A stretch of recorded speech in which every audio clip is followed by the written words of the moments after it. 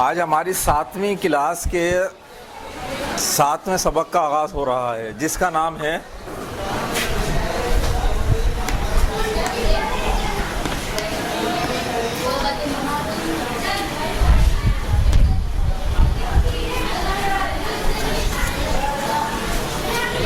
तौबतुन नसू। इस सबक के राइटर का नाम डिप्टी नज़ीर अहमद। आप अपने किताब के लेफ़्ट हैंड के ऊपर देखें, जहाँ पर लिखा हुआ है मुसन्निफ़ के बारे में मालूमात। डिप्टी नज़ीर अहमद शम्सुल उलमा मौलवी डिप्टी नज़ीर अहमद दहलवी, जो कि 1830 में पैदा हुए और 1912 ईस्वी में उनका इंतकाल हुआ। उर्दू के अजीम नावल निगार थे। नावलों में मिरातुल उरूस, तौबतुन नसू और फसाना मुब्तिला शामिल हैं। कुरान शरीफ का तर्जुमा भी किया। अंजुमन हिमायत इस्लाम लाहौर के सालाना जलसों में उनके लेक्चर अवाम में भी मकबूल थे। पहली दफ़ा नौजवान इकबाल ने वहाँ नज़म सुनाई तो डिप्टी नज़ीर अहमद की तारीफ़ ही ने उन्हें रातों रात मशहूर कर दिया। ये डिप्टी नज़ीर अहमद के बारे में है। तौबतुन नसू जो इनका नावल है, इसके अंदर इन्होंने जो यहाँ से नाम से जाहिर है, इसमें जो कैरेक्टर है मेन, उस शख्स का नाम भी नसू है। लेकिन दरअसल ये जो तौबतुन नसू नावल का नाम है, इसके मायने हैं सच्ची तौबा। नसू मायने आपके बिल्कुल सच्चाई के लिए कहते हैं। तौबतुन नसू सच्ची तौबा जो दिल से की जाए। लेकिन क्योंकि मेन कैरेक्टर इसमें नसू को लिया गया है, तो अक्सर हमें जहन में ऐसा आता है कि नसू की तौबा उस शख्स की तौबा को हम समझते हैं। लेकिन यहाँ डिप्टी नज़ीर अहमद साहब ने जिसकी तरफ इशारा है वो है सच्ची तौबा। वहीं से ही आज हमारे सबक का इक्तिबास किया गया है, उसका कुछ हिस्सा है जो यहाँ लिया गया है, हम पढ़ रहे हैं। इस सबक के मकासद देख लें आप क्या हैं। नंबर 1, इस्लामी तर्ज़ फ़िक्र और तर्ज़ मुआशरत का इदराक हासिल कर सकें। इस सबक में जो हम पढ़ेंगे, इसमें हमें जो इस्लाम का तर्ज़ है, जो उनका माशरती उसूल हैं, माशरे में कैसे रहना चाहिए, एक दूसरे से मेल जोल क्या होना चाहिए, बाप के और औलाद के हुकूक क्या हैं एक दूसरे पर, उसके बारे में पढ़ेंगे। इल्म की अहमियत से रोशनास हो सकें। तीसरा, मुकालमों और अल्फाज के मौजू और बरमहल इस्तेमाल को सीख सकें। चौथा जो है फ़ेल लाजिम और फ़ेल मुतदी का इस्तेमाल सीख सकें। ये जो चौथा है, ये तो हमारी मश्क के अंदर हम लोग सीखेंगे। बाकी जो पहले 3 हैं, ये अभी हम सबक के दौरान ही इसका इस्तेमाल देख लेंगे। सबक पढ़ते हुए आप लोगों ने क्या करना है, पेंसिल अपने पास रख लें। तमाम किरदारों के नामों के नीचे ख़त खींचें। यानी इस सबक में जितने भी किरदार आते जाएंगे, आप उसके नीचे ख़त खींच देंगे, इस तरीके से सीधी लाइन पूरे नाम के नीचे।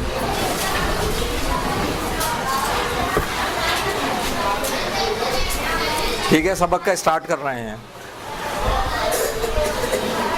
कलीम जूं ही गली के बाहर निकला कि मियाँ फितरत उसको मिल गए।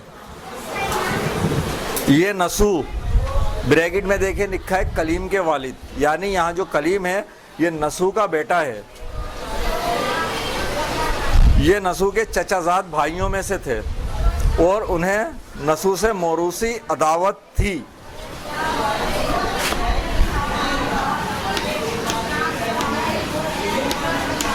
जो ख़ानदानी चपकलिश, अदावतें, बुग़्ज़, एक दूसरे से कीना, एक दूसरे से खिलाफ नेगेटिव मनफी हथियार इस्तेमाल करना, मनफी बातें बोलना, जो ख़ानदानों में आपस की चलती है ना, ये उन्हीं में से थे जिनकी नसू के साथ मौरूसी अदावत थी,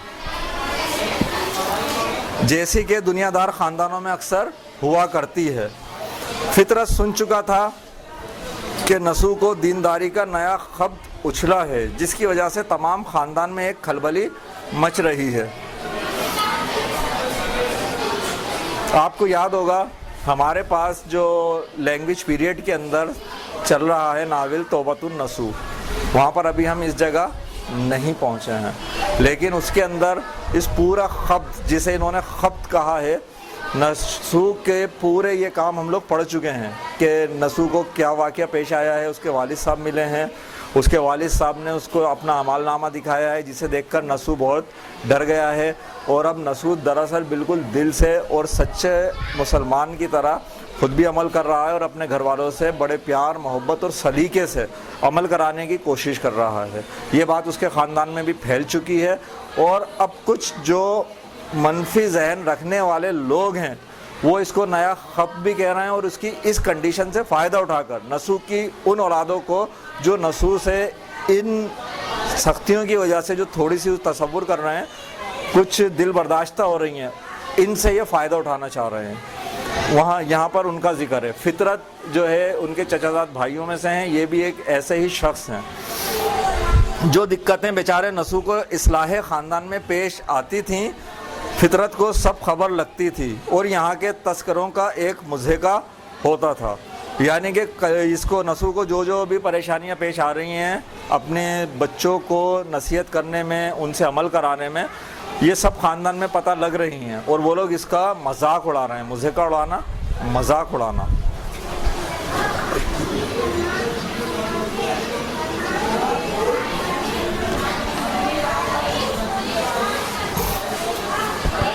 कलीम की आदत से तो वाकिफ़ था ही।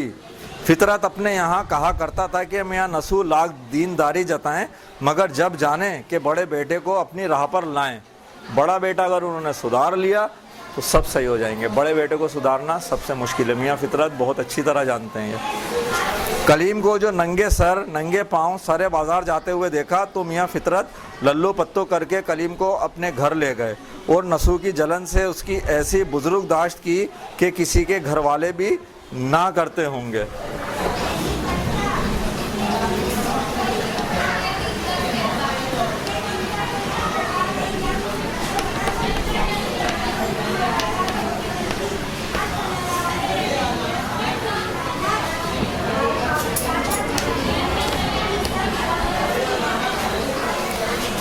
लल्लो पत्तो करना, जो बड़े प्यार से चुमकारते हैं बच्चों को कि अरे तेरे अब्बू तो ऐसे ही हैं, छोड़ उनको, और वो क्या करेंगे, आ मेरे साथ, मैं तेरे को बताता हूँ, मक्खन लगाना। ये करके उसे अपने घर ले गए और उसकी ऐसी बुजुर्गदाश्त की। बुजुर्गदाश्त का मकसद खातिरदारी करना, खिदमत करना, घर ले जाके बिठाया, खिलाया पिलाया सलीके से, इसको कहते हैं बुजुर्गदाश्त करना। ये अहमक समझा कि बस फितरत और इसके घर वालों से बढ़कर कोई उसका खैर खा नहीं। अब ये इस खातिरदारी से इसने क्या नतीजा निकाला कि बस यही मेरा अच्छा चाहते हैं, बाकी मेरे अब्बा तो मेरे दुश्मन हुए हुए हैं। अब तक तो वो बाप से सिर्फ इख्तिलाफ राय रखता था, अब उसको बाप से एक नफ़रत और अदावत पैदा हुई।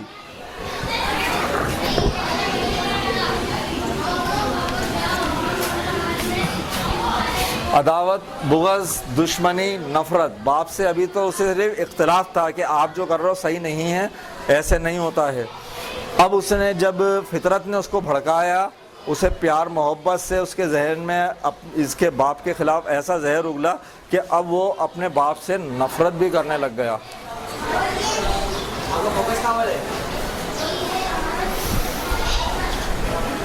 फितरत के बहका देने से उसको यकीन हो गया कि दीनदारी और खुदा परस्ती का हीला था, वरना फिल असल बाप को उसके घर से निकाल देना मरकूज़े खातिर था। फितरत ने जो इसके कान में जहर उंडेला है, उससे ये हो गया कि अब इसको यकीन हो गया। फितरत ने कुछ इस तरीके से बहकाया कि इसे ये यकीन आ गया कि वालिद साहब जो उसे दीनदारी का बहाना कर रहे हैं, दरअसल दीनदारी की जो तालीम दे रहे हैं, वो सिर्फ क्या है, बहाना कर रहे हैं। दरअसल जो मरकूज़ है वो क्या है कि इस बहाने से कलीम को घर से निकाल दें। उस कलीम इस वक्त दो मुखालिफों की कश्मकश में था।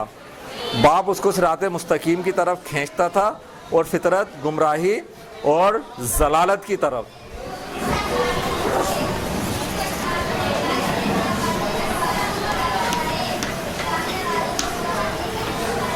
जलालत, तबाही। फितरत जो है उसको जिस तरफ उकसा रहा था वो दरअसल क्या था, तबाही थी, गुनाह था, खता थी, गुमराह कर रहा था। लेकिन फितरत हरीफ गालिब था। इस वास्ते कि अव्वल तो ख़ुद कलीम का मैलान तबा उसकी जानिब था, दूसरा नसू एक नई और नामानूस और दुश्वार गुजार राह पर उसको ले जाना चाहता था।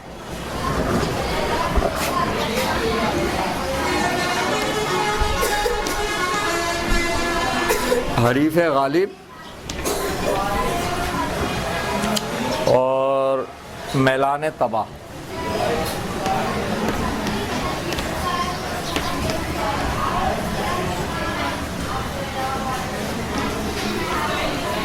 फितरत उस वक्त ऐसा दुश्मन था, ऐसा मुखालिफ था जो कलीम के ऊपर गालिब आया हुआ था। क्यों?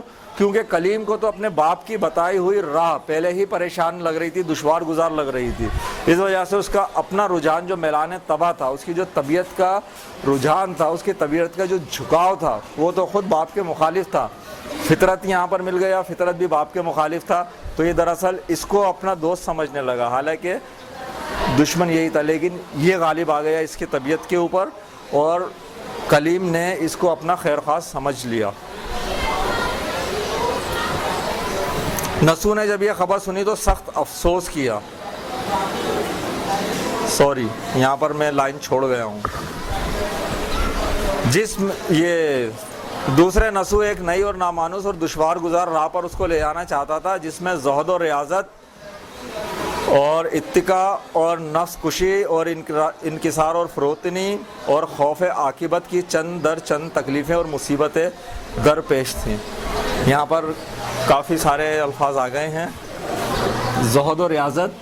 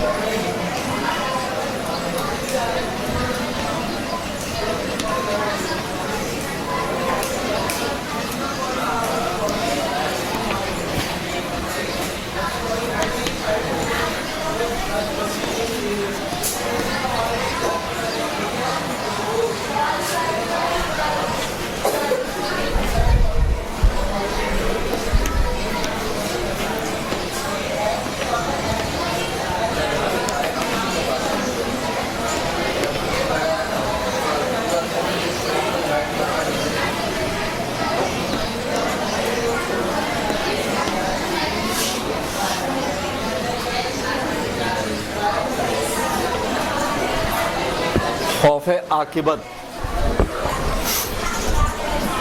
ज़ुहद और रियाज़त, ज़ुहद आप परहेज़गारी को कहते हैं, रियाज़त मेहनत है।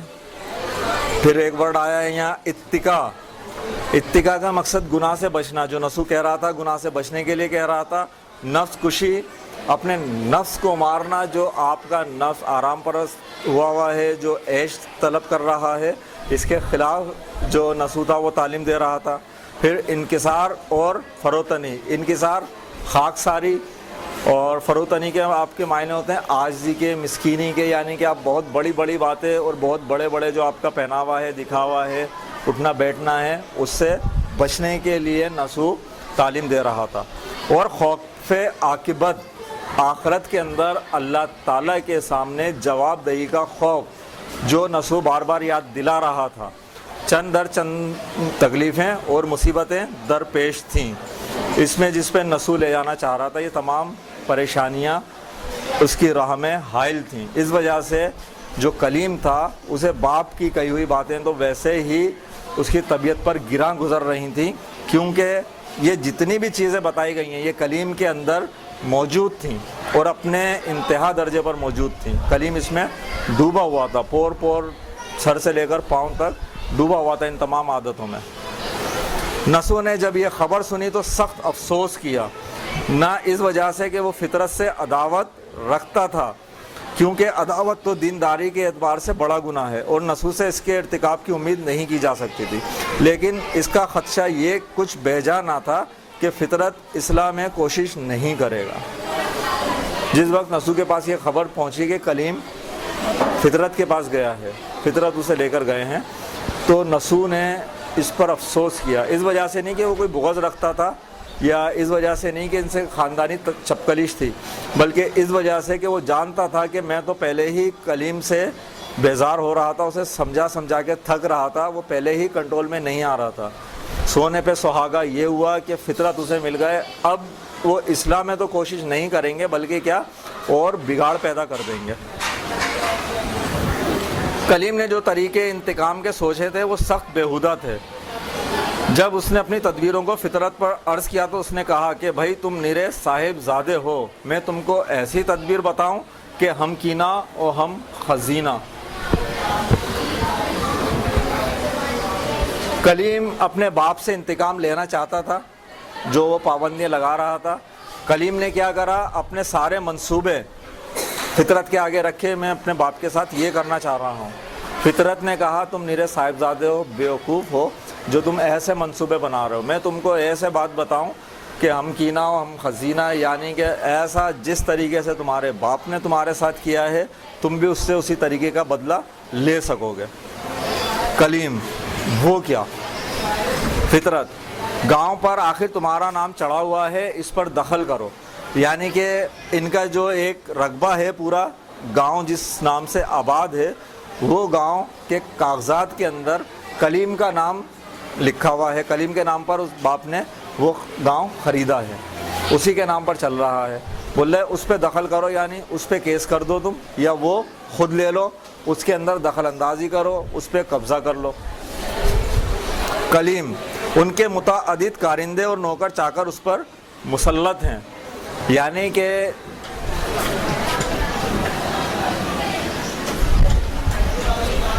वहाँ का जो इंतज़ाम है वो वहाँ नसू के नौकर चाकर चला रहे हैं, वो वहाँ पर रहते हैं। उन लोगों के होते हुए कलीम भला क्यों कर उस जगह का इंतज़ाम संभाल सकता है या वहाँ दखल अंदाजी कर सकता है? ये कलीम ने उज़्र पेश किया है। फितरत, गांव तुम्हारा है तो नौकर और कारिंदे तुम्हारे या उनके? ये सवाल कर दिया फितरत ने। कलीम, लेकिन मैं सिर्फ इसमें फ़र्जी हूँ।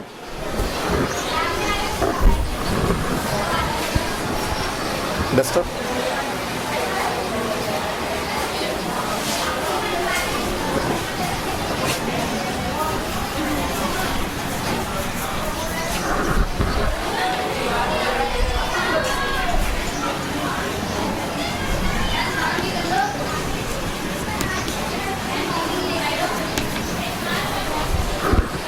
वो गांव सिर्फ़ और सिर्फ नाम को मेरा गांव है, लेकिन दरअसल तो वो वालिद साहब का ही है, पूरा इंतज़ाम वो चलाते हैं, उनके नौकर चाकर चलाते हैं, मैं इसमें कुछ नहीं कर सकता।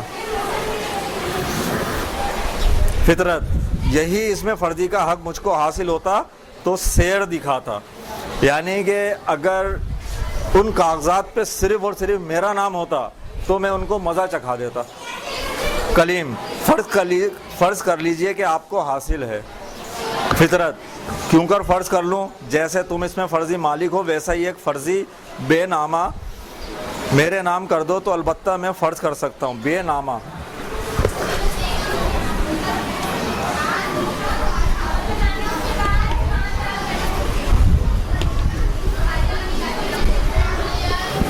ये आप कहते हैं किसी भी चीज़ की प्रॉपर्टी वगैरह जो ख़रीदो फ़रोख्त की दस्तावेज़ होती है, या और कोई चीज़ आपने ख़रीदी और बेची, उसकी जो दस्तावेज़ है जो आप कागज़ात बनाते हैं उसको बेनामा कहते हैं।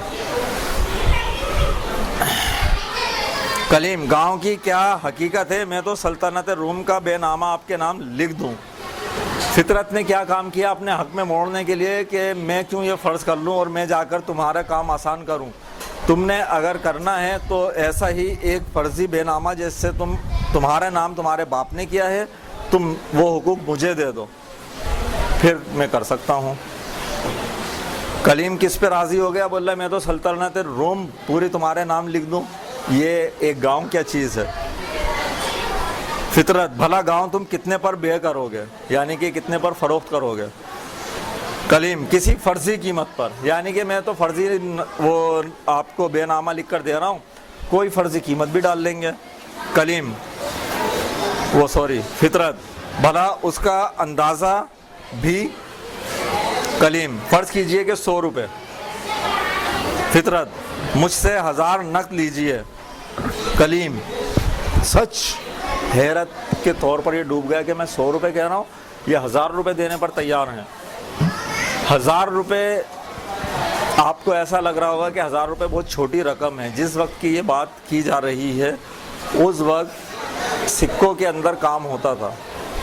1000 रुपये, 1 रुपये, 2 रुपये बहुत बड़ी रकम होती थी, ना कि 1000 रुपये। ये पूरा का पूरा गांव, जी ये तो फर्जी लिख रहा था, ये पूरा का पूरा गांव, एक घर नहीं पूरा गांव की बात हो रही है।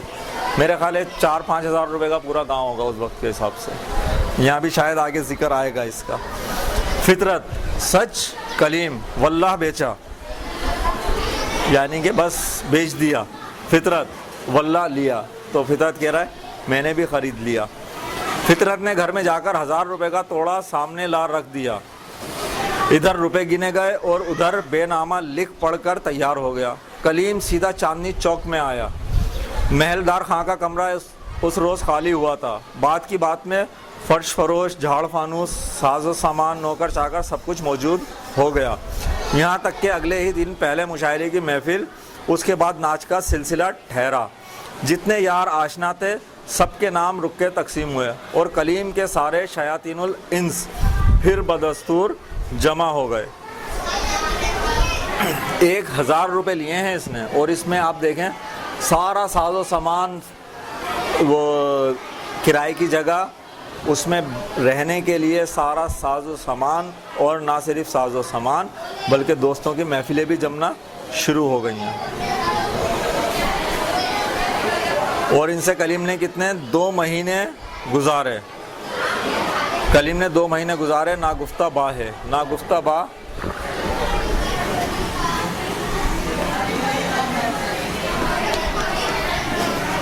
ऐसी हालत जो बयान से बाहर हो, जिसे आप बयान ना कर सकते हो। 1000 रुपये की कुल पूंजी, कुल जमा पूंजी, और ऐसा बेदरी खर्च। तीसरा महीना शुरू नहीं हुआ था कि 1000 तमाम हुए।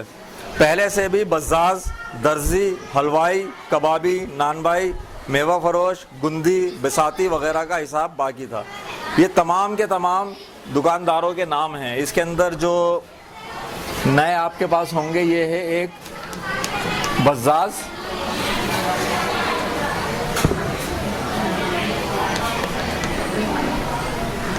गुंदी और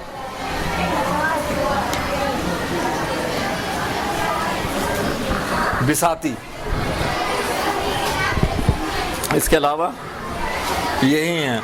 बज़ाज़ आप कहते हैं कपड़ा बेचने वाला, कपड़े की जो आपके दुकान रखता है।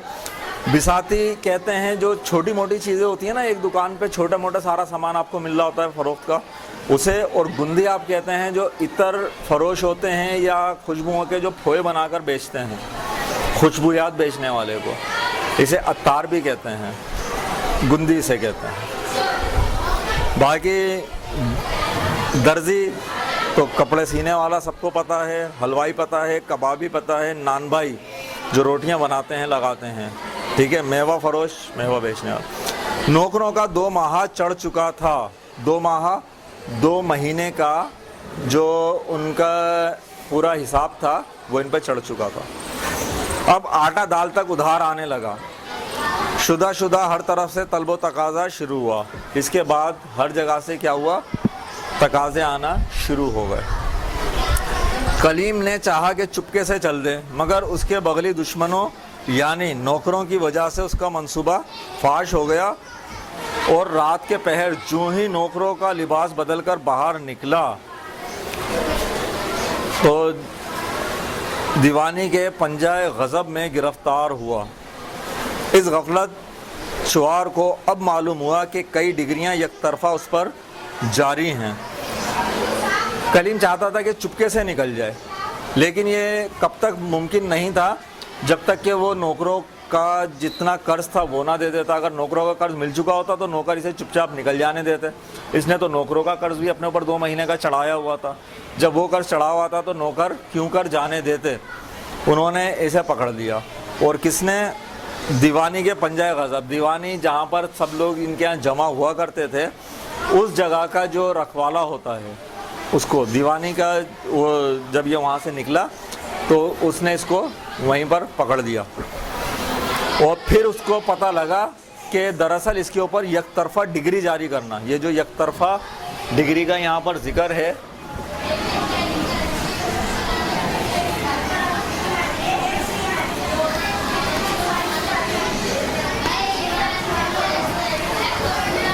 यकतरफा डिग्री, इसे पता ही नहीं था। अदालत में, पुलिस में इसके खिलाफ बहुत सारी FIR दर्ज कराई जा चुकी थी। अगले दिन कचहरी के वक्त पियादों ने कलीम को ले जा हाकिम अदालत के रूबरू हाजिर किया। आहता कचहरी में पहुंचते ही पहले नसू से मुठभेड़ हुई, आमना सामना हुआ। कलीम बाप को देखकर बेख्तियार रो दिया, मगर पियादों के खौफ और अपनी निदामत के सबब कुछ ना कह सका। नसू का कचहरी में आना भी इन्हीं हजरत की वजह से था। किसकी वजह से? कलीम की वजह से। नसू जो वहाँ पर हाजिर था, ये जो कलीम आया है, ये तो अपने कारनामों की वजह से आया है।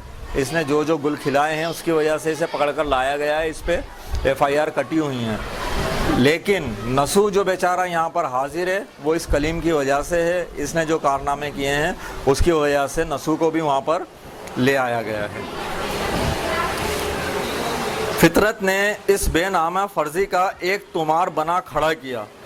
फितरत ने क्या किया कि जो फर्जी बेनामा इसने 1000 रुपये का लिख के दिया था इसको, उसने उसी का पूरा पुलंदा ढेर बना दिया कागजात का और उसके ऊपर डिग्री जारी करा दी कि ये पूरा का पूरा जो है गांव मेरा है, मैंने इसे इसके मालिक से ख़रीदा है। कागजात में क्योंकि कलीम का नाम था, कलीम ने इसको फितरत को भेज दिया कानूनी हिसाब से। अब वो गांव किसका हुआ?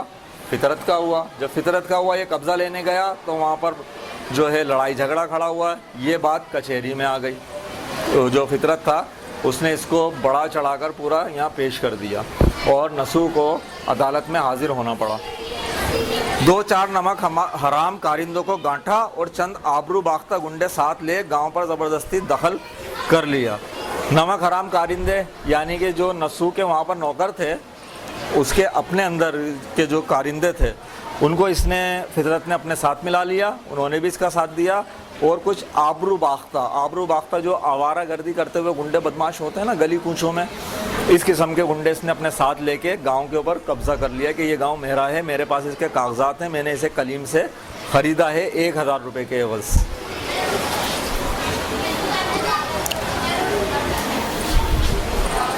नौबत अदालत पहुंची, यानी कि नौबत इतनी बड़ी कि अदालत तक आ गई। कलीम ने अपने नज़दीक एक खेल किया था। नसू बेचारे को मुफ्त में 5-6 हज़ार का गांव हारना पड़ा। पूरे गांव की कीमत कितनी? 5-6 हज़ार रुपये थी और 1000 रुपये में देना पड़ी थी। इसी तकरीब से नसू हाजिर कचहरी था कि कलीम उसको गिरफ्तार नज़र आया। गो बाप बेटों में बिलमुशाफा बातचीत तो दरकिनार, दुआ सलाम का भी इत्तिफाक नहीं हुआ, लेकिन एक को दूसरे की कैफियत मालूम हो गई। बाप ने अभी कचहरी के आते से पाँव बाहर नहीं रखा था कि बेटा जेल खाने जा दाखिल हुआ। दोनों एक ही अदालत में पहुंच गए थे। बिलमुशाफा आमने सामने इनकी बात नहीं हुई थी, लेकिन उसके बावजूद दोनों को एक दूसरे का हाल ज़रूर पता लग गया था। अगर अब हम इस सबक को एक नज़र में देखना चाहें तो यहाँ देखें, स्टार्ट हो रहा है बिल्कुल जहाँ कलीम और फितरत की मुलाकात हुई है और फितरत उसको अपनी बातों में बहला फुसलाकर अपने घर ले गया है, उसकी खातिर मदारात की है। फिर वहाँ पर कलीम से उसने गांव औने पौने दामों में ख़रीद लिया है और एक बेनामा लिखवा लिया है।